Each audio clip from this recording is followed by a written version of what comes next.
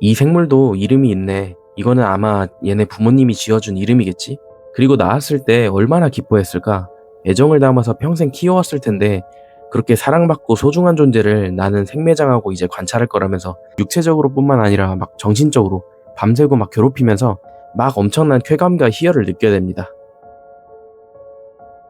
살인마를 관찰하는 사이코패스. 이보다 더 자극적인 소재가 있을까요? 실제로 이런 소재로 엄청난 인기를 끌었던 미국 드라마가 하나 있습니다. 바로 덱스터인데요. 덱스터라는 캐릭터도 사이코패스입니다. 덱스터의 주인공은 경찰서에서 사건 현장의 혈흔을 분석하는 혈흔 분석가 일을 하는데요. 그러다 보니까 살인사건을 누구보다 가까이에서 접하고 살인마를 찾아내는 감도 굉장히 좋아요. 그런데 문제는 덱스터 본인도 살인을 좋아한다는 겁니다.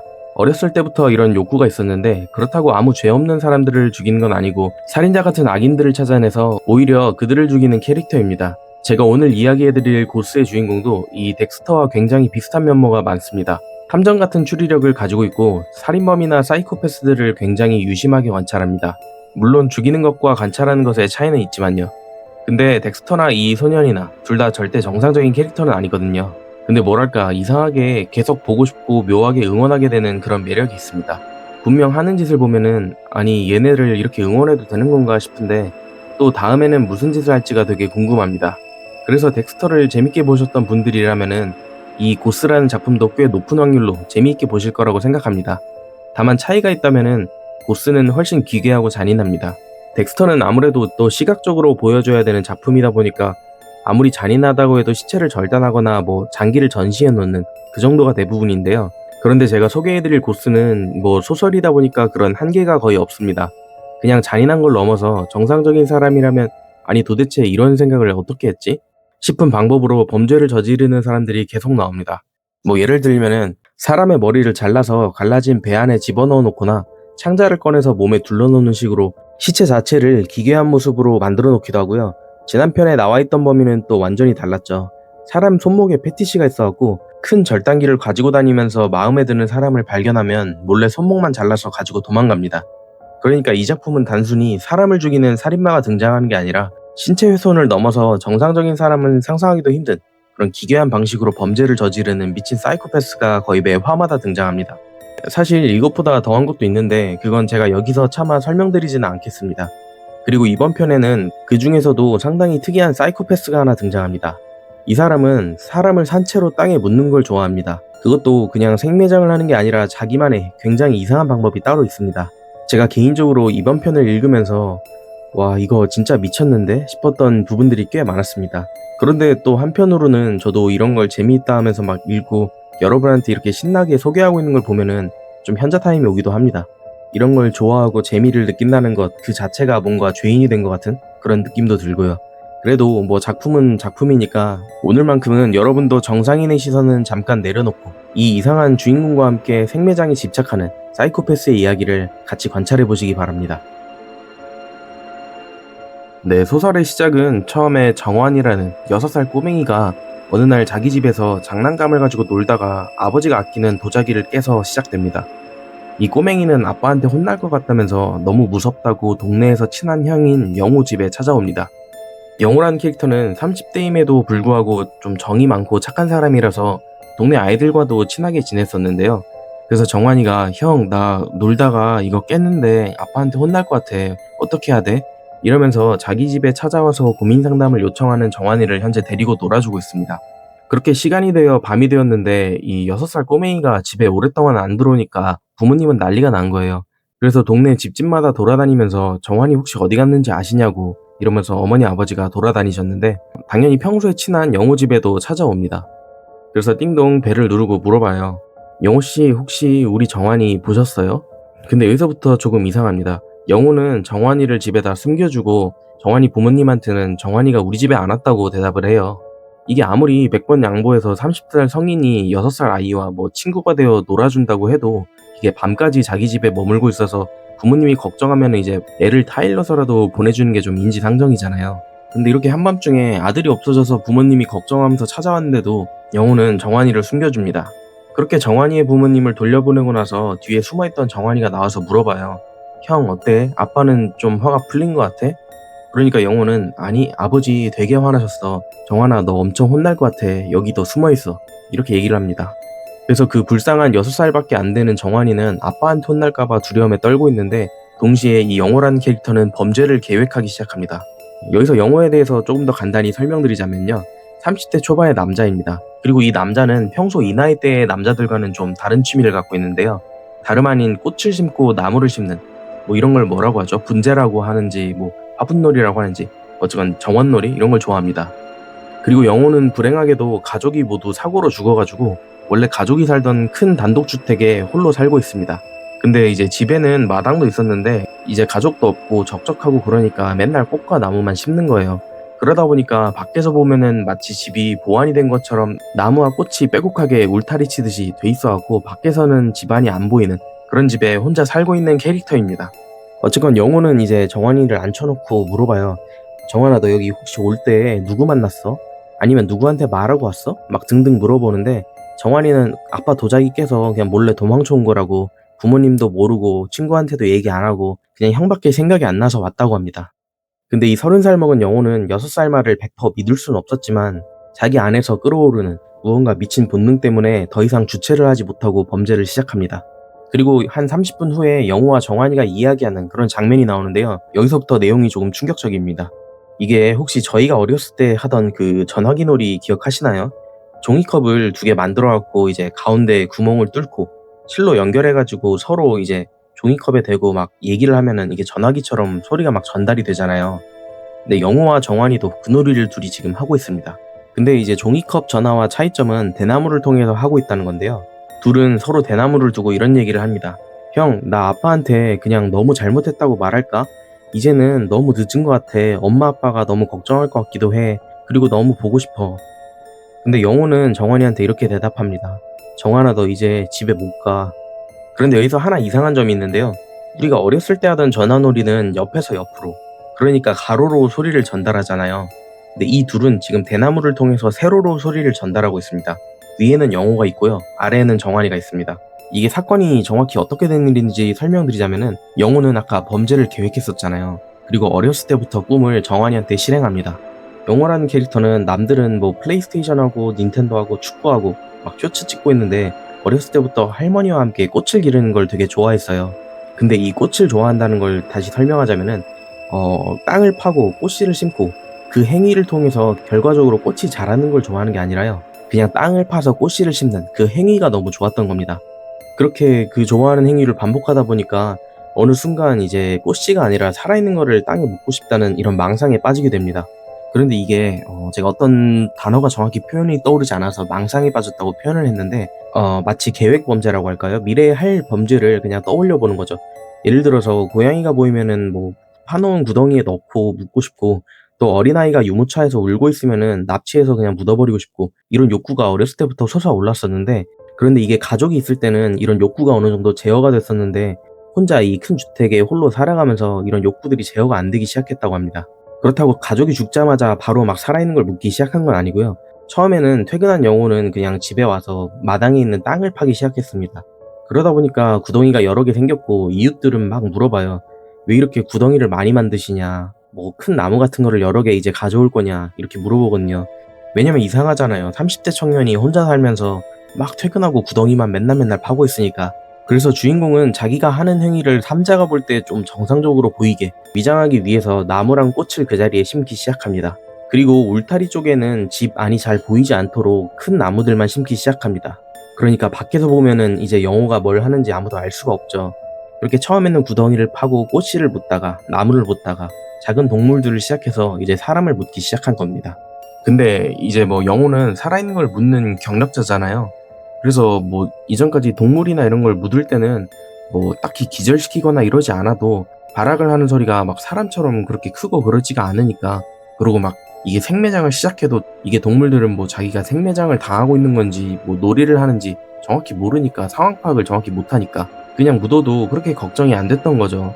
근데 또 막상 생매장을 하면서 동물들이 이제 자기가 죽어갈 거라는 걸 알고 숨이 차오르고 이러니까 막 괴성을 지르는데 이때 영호는 강렬한 쾌감을 느낍니다. 그리고 사람을 묻으면서는 또 이게 괴성을 지르면 들킬 수가 있으니까 그래서 이번에는 더 큰 사냥감인 정환이를 묻자고 결심하고 동시에 이 괴성을 어떻게 하면 계속 즐길 수 있는지를 고민하다가 되게 브릴리언트한 아이디어를 하나 떠올리게 됩니다. 네, 그 아이디어는 바로 관 속에 묻고 관에 구멍을 2개 뚫어가지고 대나무를 뽑아 놓는 거예요.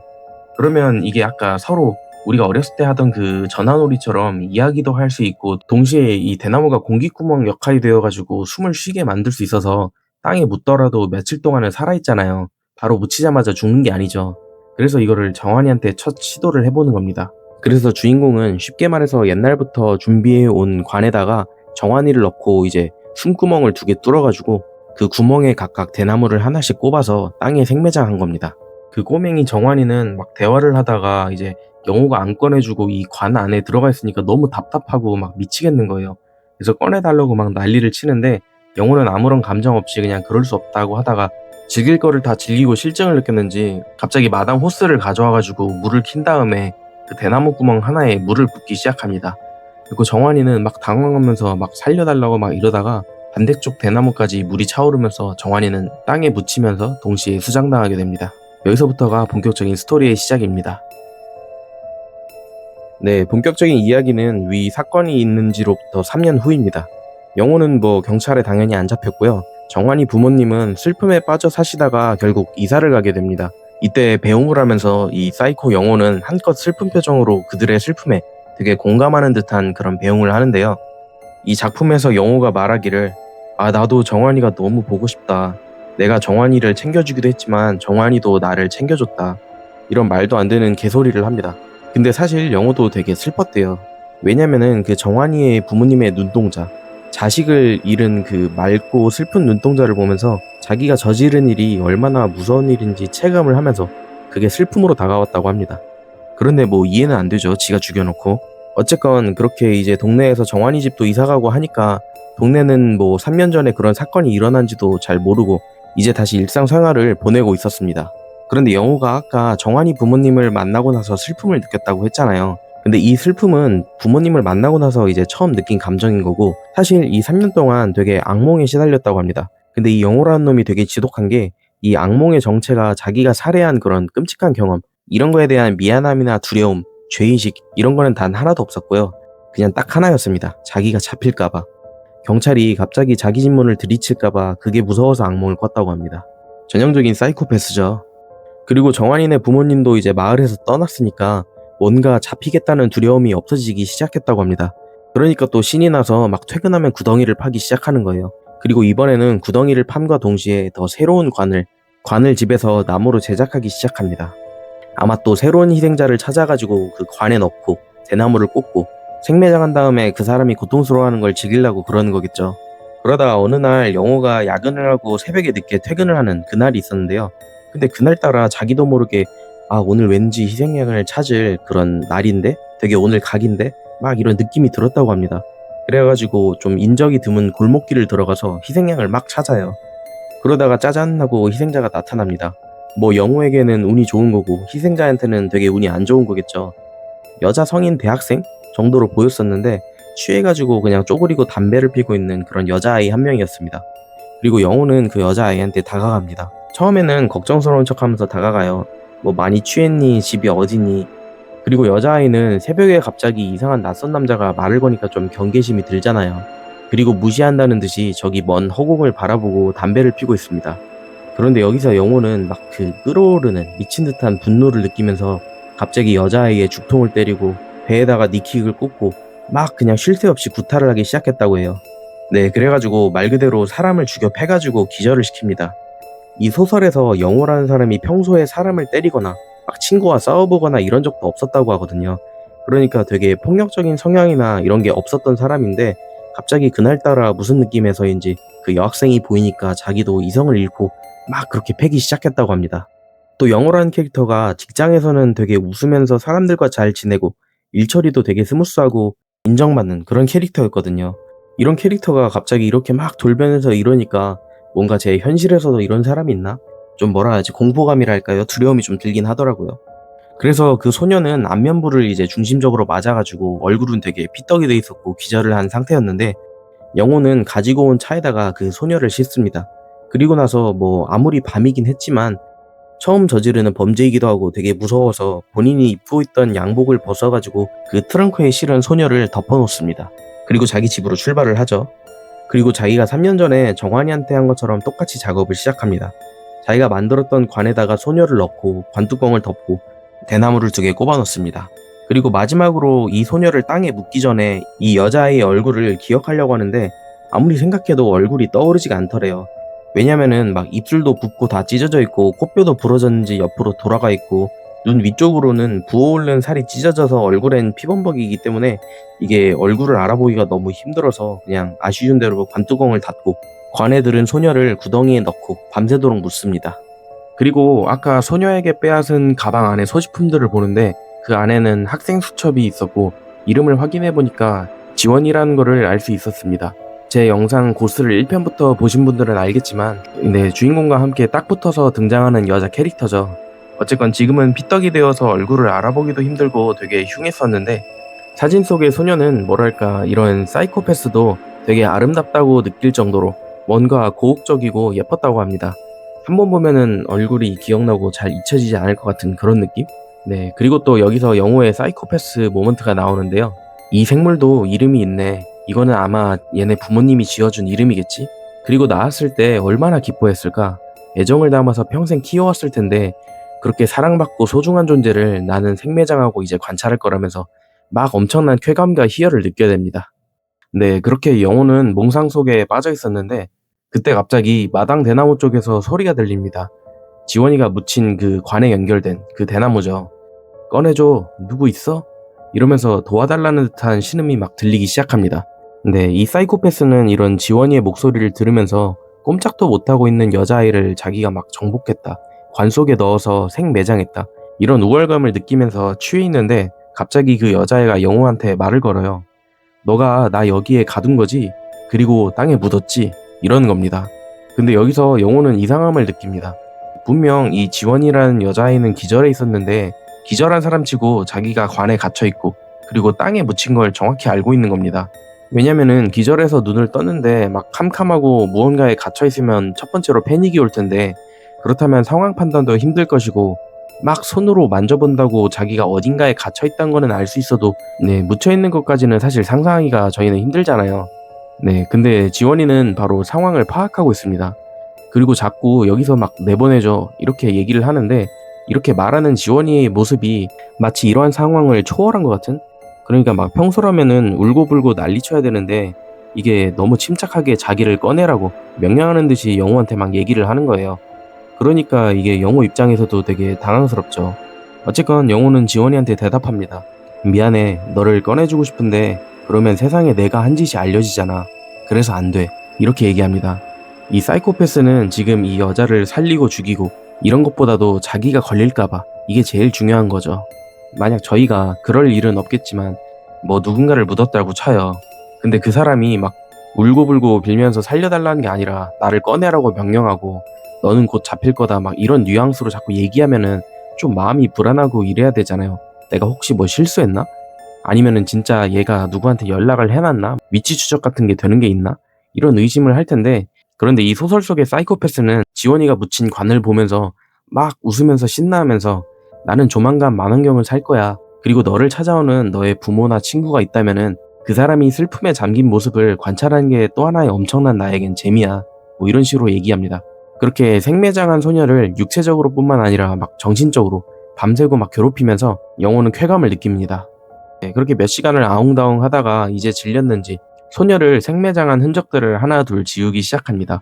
차로 돌아가서 소녀가 흘린 피들도 싹 닦고 소녀가 묻힌 자리에도 이제 잔디 같은 거를 심어가지고 이 땅이 원래부터 파인 땅이 아니라 원래부터 존재하는 땅? 그것처럼 이렇게 작업을 쳐놓습니다. 한마디로 흔적을 싹 다 지웠죠. 그리고 영호는 너무 행복해하면서 잠에 들어요. 그리고 그 다음날 아침이 됩니다. 영호는 또 일어나자마자 신나서 지원이한테 달려가요. 가가지고 지원아 아침이야 일어났어? 친구를 대하듯이 소중한 무언가를 대하듯이 물어봅니다. 미친놈 같죠 여전히. 근데 지원이는 너무 차갑게 얘기합니다. 대나무로 빛이 들어오는 거 아는데 당연히 아침이지. 넌 이름이 뭐냐? 이런 식으로 또 초월한 존재처럼 이야기를 합니다. 영호 입장에서는 뭐 이제 곧 죽을 애고 이러니까 다 솔직하게 얘기해줘요. 나는 영호고 뭐 30대고 그리고 생매장을 좋아하고 우리 가족들이 다 죽어서 나는 이 큰 집에 혼자 산다. 그리고 내 직장은 어디다 등등등. 막 자신감과 흥분에 차가지고 쓸데없는 이야기까지 하기 시작합니다. 근데 여기서 지원이가 영호를 파악하고 협박을 해요. 너 내가 정신적으로 힘들어하는 모습을 즐기는 거지? 내 교복 안에 뭐가 있는지 봤어? 너가 확인을 못했나 본데 나 주머니에 샤프 있어. 여기서 나는 너가 원하는 대로 죽지 않을 거야. 이걸 내 경동맥에 박아서 혼자 생을 끝내겠다고. 너가 더 이상 이 쇼를 못 즐기게 할 거라고 협박을 합니다. 네, 얘 지원이라는 애도 보통 사람이 아니죠. 그리고 나서 영호한테 또 이런 얘기를 합니다. 너 내가 영원히 발견되지 않을 가능성이 있을 거라고 생각하냐고.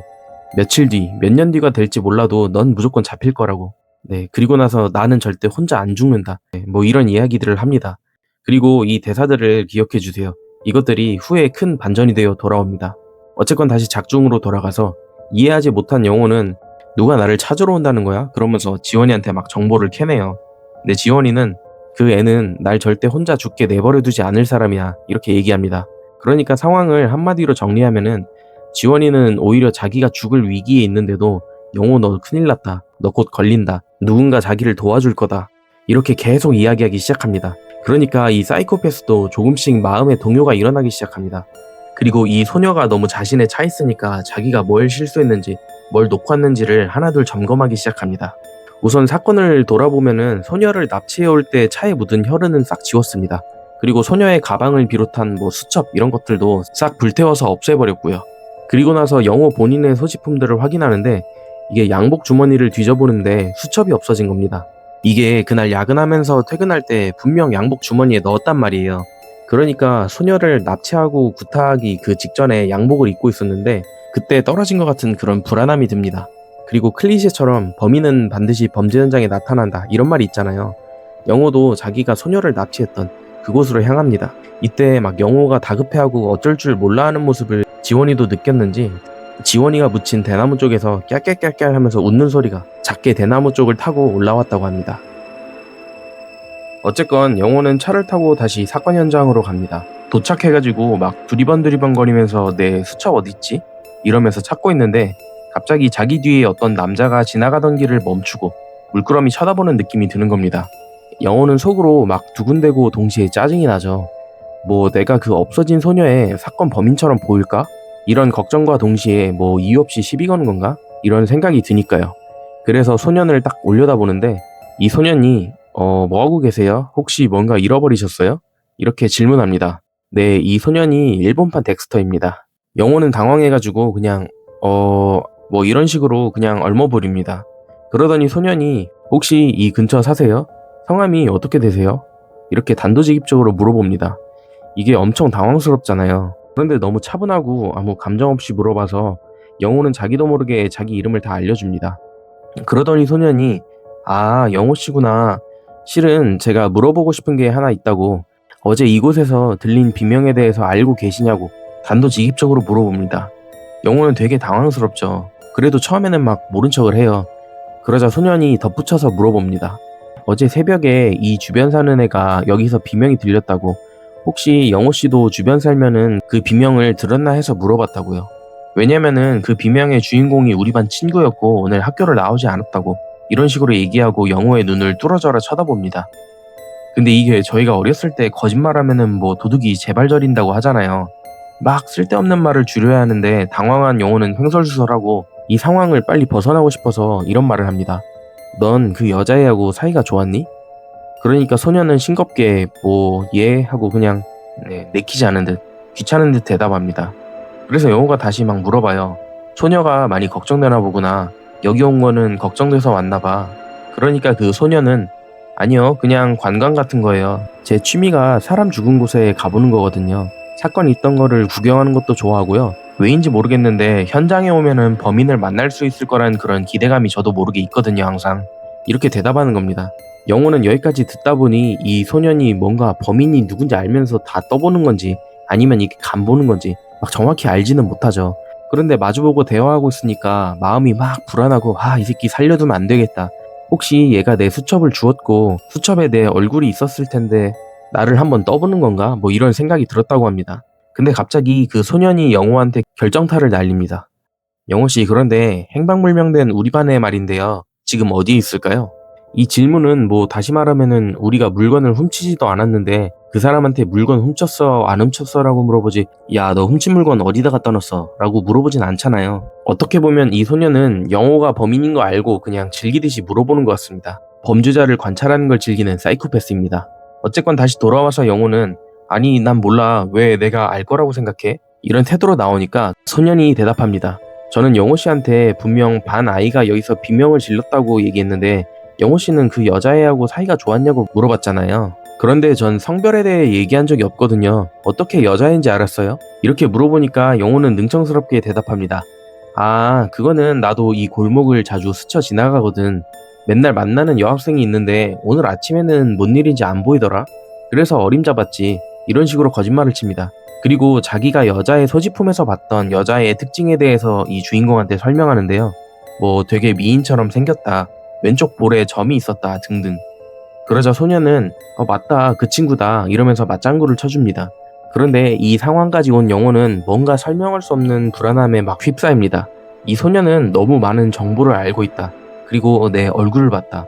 내가 잡히는 건 시간 문제다. 뭔가 이런 불길한 느낌을 받았다고 해요. 그래서 혼자 아주 허술한 작전을 하나 세웁니다. 소년한테 집에 간다고 하고 걷다가 갑자기 쓰러지는 척 하면서, 아, 현기증이 너무 심하다. 우리 집도 여기서 멀지 않은 거리에 있는데 자기를 집까지 부축해달라면서 이 소년을 자기 집으로 유인해서 살해하려는 계획을 세웁니다. 그리고 실제로 일어나서 막 두세 걸음 걷다가 어이쿠 하고 넘어지는 척을 해요.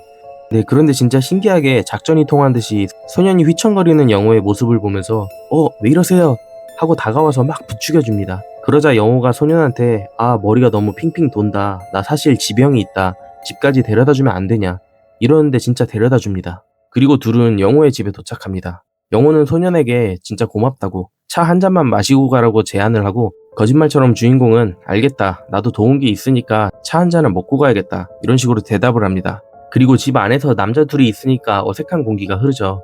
둘 다 처음 보는 사이이고 사실 이 주인공은 다 알고 있는데도 집까지 따라온 느낌이고, 영호가 자기를 죽일 수도 있는 걸 알 수도 있을 텐데 또 모르는 척하고 웃으면서 차를 한 잔 달라고 하고 있고, 어쨌건 영호는 태연하게 차가 끓는 동안 집이나 구경하겠다고 하면서 마당이랑 막 차가 있는 곳을 두리번 관찰하기 시작합니다.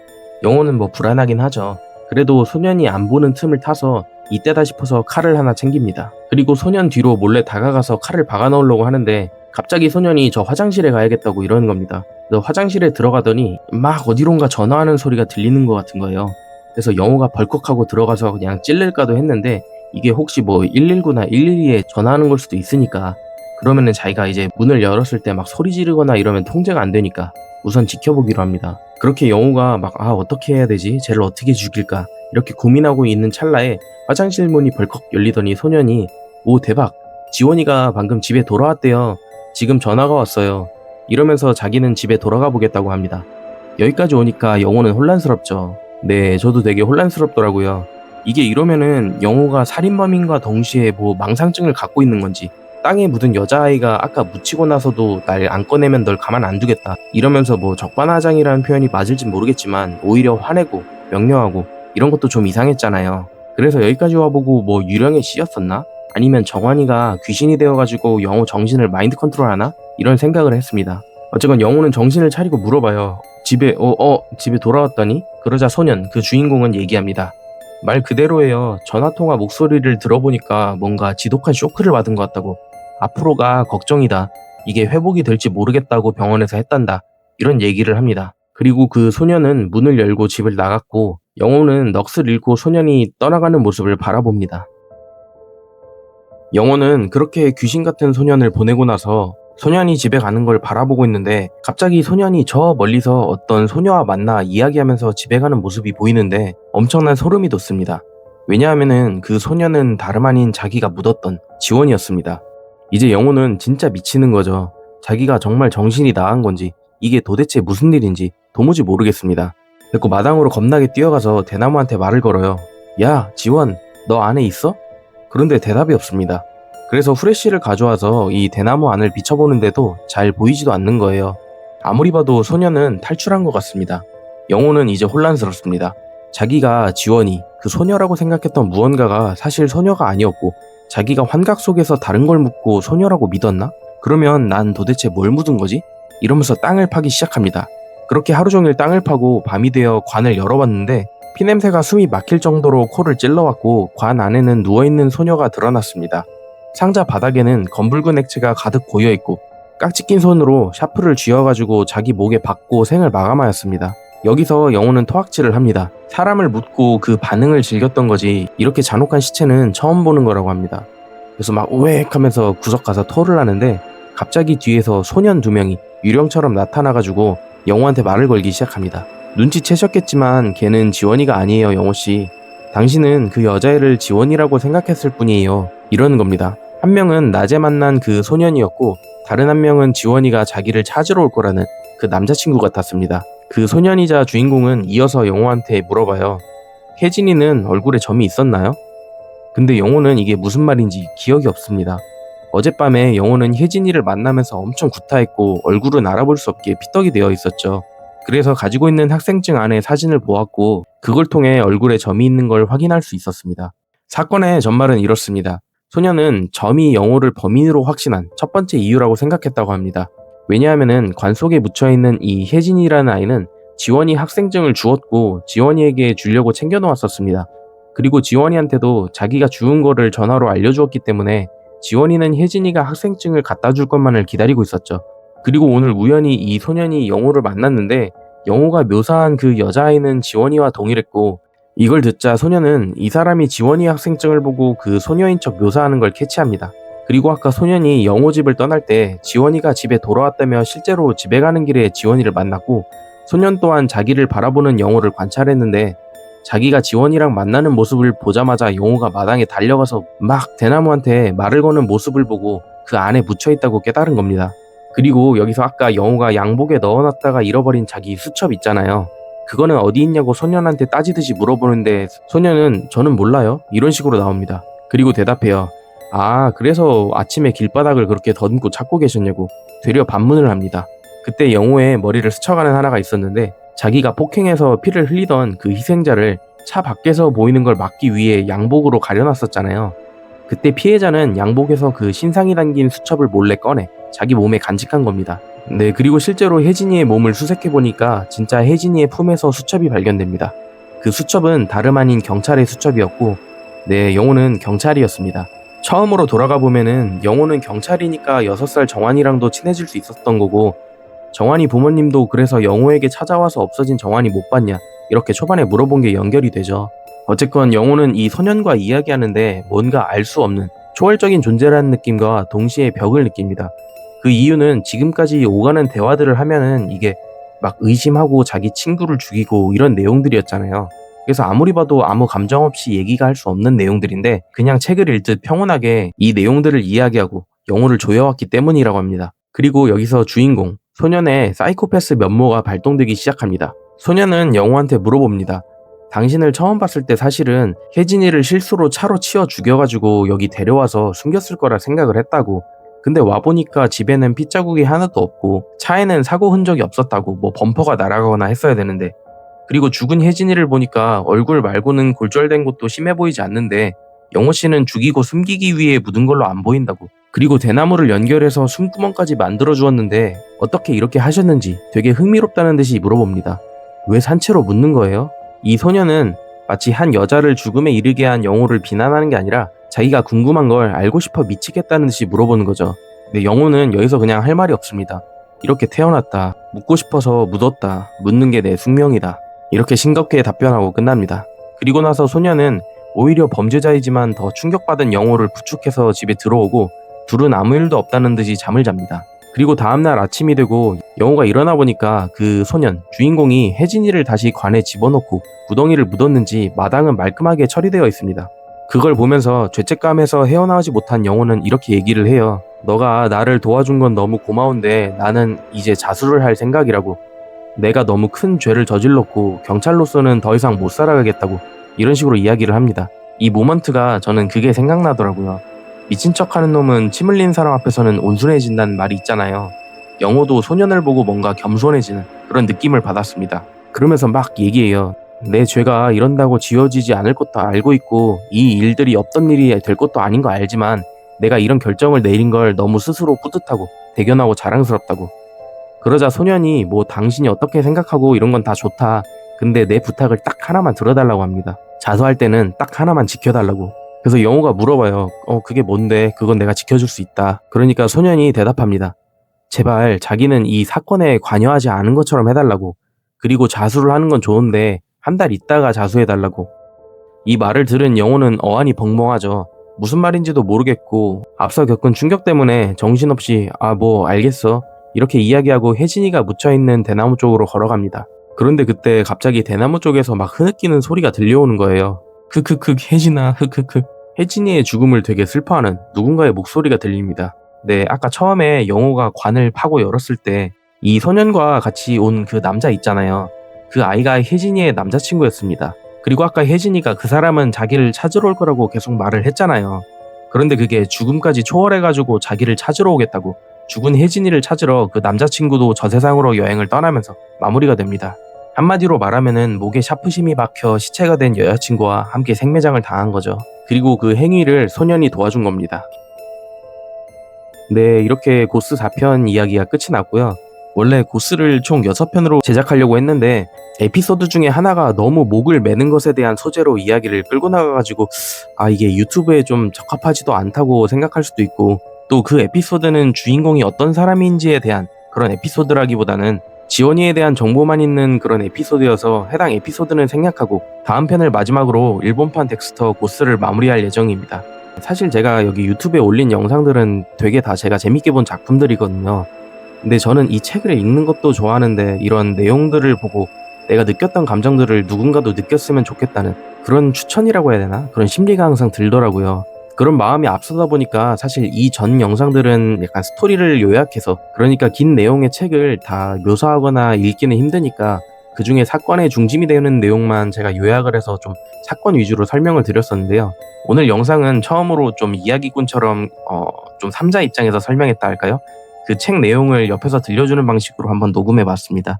사실 어떤 방식이 맞는지는 잘 모르겠습니다. 저도 이 스타일은 좀 더 고민을 해보고 어떻게 하면 더 재밌게 전달이 되고 더 나아가서 이야기가 재밌다 한번 원작을 책으로 구매해서 읽어보고 싶은데 이런 마음이 드는 게 어떤 녹음 방식인지 저도 한번 몇 개 영상을 촬영하면서 프로토콜을 몇 개 돌려보면서 더 연구해 볼 예정입니다. 어쨌건 좋은 밤 되시고요. 영복킴이었습니다. 감사합니다.